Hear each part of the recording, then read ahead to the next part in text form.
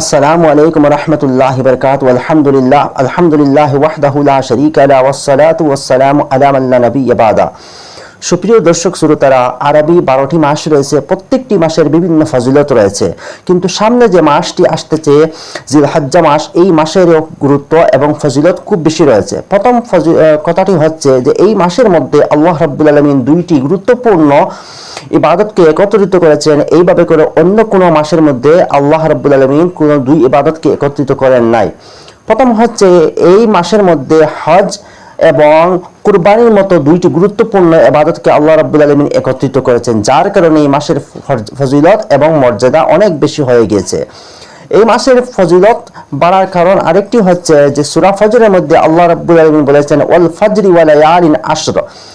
এই জমহুর উলামা ইকরামগণের মত হচ্ছে যেখানে আল্লাহ রাব্বুল আলামিন 10 রাত্রের যে কসম খেয়েছেন, এই 10 রাত্রি দিয়ে অর্থ হচ্ছে জিলহজ মাসের প্রথম 10 দিনের যে 10 রাত্রি রয়েছে, এটাই অর্থ।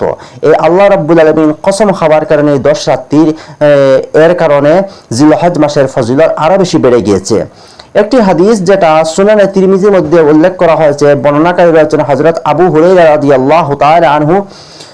উনি বলেন আনিন নবী সাল্লাল্লাহু আলাইহি ওয়াসাল্লাম ক্বালা মা মিন আইয়ামিন আহাব্বু ইলাল্লাহি আন ইয়াতাআব্বাদা লাহু ফিহা মিন আশরি জিলহজ্জা। রাসূল করিম সাল্লাল্লাহু আলাইহি ওয়াসাল্লাম বলেন আল্লাহর কাছে সবচেয়ে বেশি পছন্দনীয় হচ্ছে জিলহজ মাসের প্রথম 10 দিন ইবাদত করা অন্যান্য সময়ের চাইতে। আল্লাহর কাছে সবচেয়ে বেশি পছন্দনীয় হচ্ছে এই 10 দিনের জিলহজ মাসের প্রথম যে 10 দিন রয়েছে এর মধ্যে ইবাদত করা অন্যান্য সময়ের চাইতে সবচেয়ে বেশি পছন্দনীয় আল্লাহর কাছে। ইয়াদিল সিয়ামু কুল্লি ইয়াউমিন মিনহা বিসিয়ামি সানাতিন। এরপরে আল্লাহ রাসূল সাল্লাল্লাহু আলাইহি ওয়াসাল্লাম বলেন এই প্রথম 10 দিনের মধ্যে যে ব্যক্তি রোজা রাখবে তবে প্রত্যেক দিনের রোজা 1 বছরের রোজার সমতুল্য হয়ে যায়। ওয়া কিয়ামু কুল্লি লাইলাতিন মিনহা বিকিয়ামিল লাইলাতিল কদর। এবং যে ব্যক্তি এই 10 দিন রাত্রি জাগ্রত থেকে আল্লাহর ইবাদত করবে তাহলে এই রাত্রির গুরুত্ব কতটুকু? প্রত্যেকটা রাত্রি যে হজ মাসের প্রথম যে 10 দিন রয়েছে, 10 দিনের রাত্রি রয়েছে, প্রত্যেকটি রাত্রি শবে কদরের সমতুল্য হয়ে থাকে, আল্লাহ রাসূল সাল্লাল্লাহু আলাইহি ওয়াসাল্লাম বলেছেন, যার কারণে এই মাসের গুরুত্ব খুব বেশি হয়ে থাকে। এরপরে আরেকটি হাদিস যেটা সুনান তিরমিজির মধ্যে উল্লেখ রয়েছে, বর্ণনাকারী রয়েছেন হযরত আবু কাতাদা রাদিয়াল্লাহু তাআলা আনহু। উনি বলেন আন্নান নবী সাল্লাল্লাহু আলাইহি ওয়াসাল্লাম ক্বালা সিয়ামু ইয়াউমিন আরাফাতা ইন্নী ইহতাসিবু আলা আল্লাহি আন ইউকাফিরা সানাতা আল্লাতী ক্বাবলাহু ওয়াস সানাতা আল্লাতী বা'দাহু।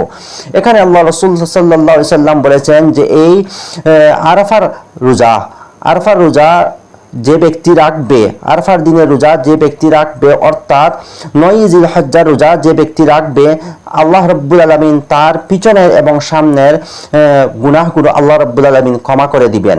আমি পূর্বের ভিডিওর মধ্যে বলেছি এখানে গুনাহ সগীরা, কারণ কবিরা গুনাহ বড় গুনাহ যেগুলো রয়েছে এগুলো তওবা ছাড়া মাফ হয় না। এখানে গুনাহ দিয়ে সগীরা গুনাহ অর্থ নেওয়া হয়েছে। যাই হোক, জিলহজ মাসের প্রথম 10 দিন আল্লাহর কাছে ইবাদত যে ব্যক্তি করবে আল্লাহ রাব্বুল আলামিনের কাছে অনেক বেশি পছন্দনীয় হয়ে থাকে। এই জিলহজ মাসের প্রথম 10 দিন ইবাদত করা, আপনি যে কোনো ইবাদত করতে পারবেন।